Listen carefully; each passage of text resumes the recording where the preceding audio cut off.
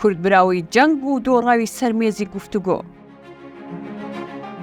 جەنگاوەری حەقیقی تەنها ئەوە نییە لە مەیدانی جەنگدا نەدۆڕێت، بەڵکو حەقیقی ترین جەنگاوەر ئەوەیە کە بە هەمان هێزەوە لە سەرمێزی گفتوگۆ ئامادە بێت و ڕادەست نەبێت. بەڵام ئەوەی سەیرە ئەوەیە کە مێژوو ئەومان بۆ ڕاست دەکاتەوە کە کورد لە دێرزەمانەوە لەم خاڵەدا زۆر لاواز بووە.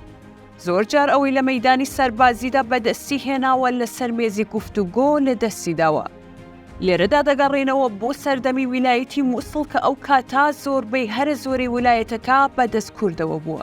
ویلایەتی مووسڵ کە زۆربەی بۆ باشووری کوردستانی ئێستا دەگەڕێتەوە بەهۆی ململانی کورد لە ناوخۆدا و دابەشبوونیان بەسەر هێزەکان و هاوکات نەبوونی ستراتێژیەکی نەتەوەیی وە هۆکارێکە لە کۆبوونەوەی کۆمەڵی نەتەوەکان و سەرمێزی گفتوگۆ زۆر بە ئاسانی لە دەستی بدات.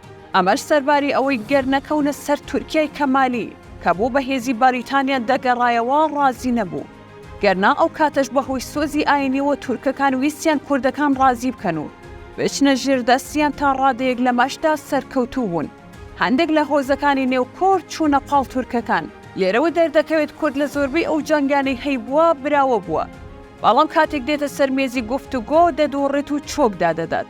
هەر لە شۆڕشی شێخ سەعیدی پیرانەوە تا مێزی گفتوگۆی بوو جێی پەسەندکراوی نێوان کورد و عەرەب لەسەر هەڵدانی بزافی کورد و شۆڕش و بەرخۆدانی بۆ دەستخستنی مافەکانی هەردەم قارەمانانە تێکۆشاوە و لە ڕووی سەربازی جەنگەوە لە پێشەوە و براوە بوون.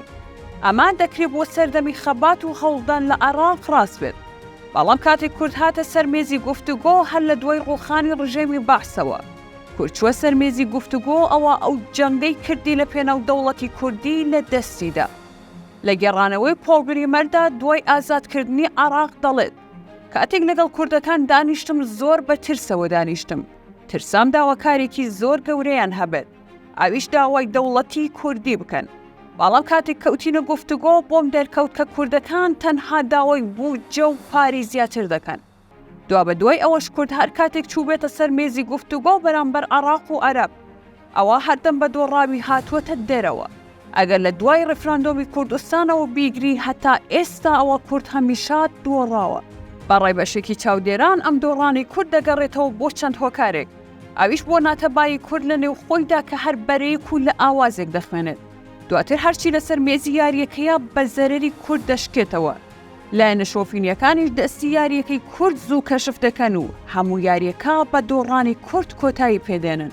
کاتێک کورد دەبێتە شەراکەت لە پێکهێنان و دروستکردنی عێراق ئیدی خەباتی چەکداری بە کۆتا دێت و خەباتی دیپلۆماسی و گفتوگۆی سەرمێزەکان دەست پێ دەکات. دەبێتەوە تێبگەین کە هەر کات کوردەکان یەک بوو بێتن و یەک دەنگ بوو بن ئەوە هەم لە جەنگ و هەم لە سەرمێزی گفتوگۆ براوە بووە.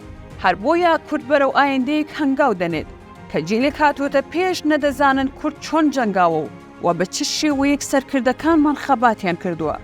هەر بۆیە دەبێت زۆر لێزانانە و بە وریایەوە دەست بکرێت بە سیاسەت و گفتوگۆ لەگەڵ ئەمنەوە تازەیەی عێراق و کوردستان تا بزانن کە سیاسەتی ئێستا لە جەنگەوە گۆڕاوە بۆ سیاسەتی سەرمێزی گفتوگۆ.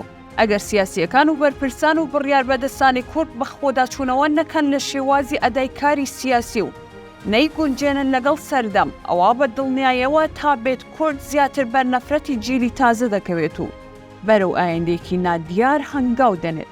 لە ئێستادا کۆمەڵێک نوخبەی سیاسی گەنج لە عێراق هاتووەتە پێش، ئازار و مەینەتیەکانی کورد نازانێت.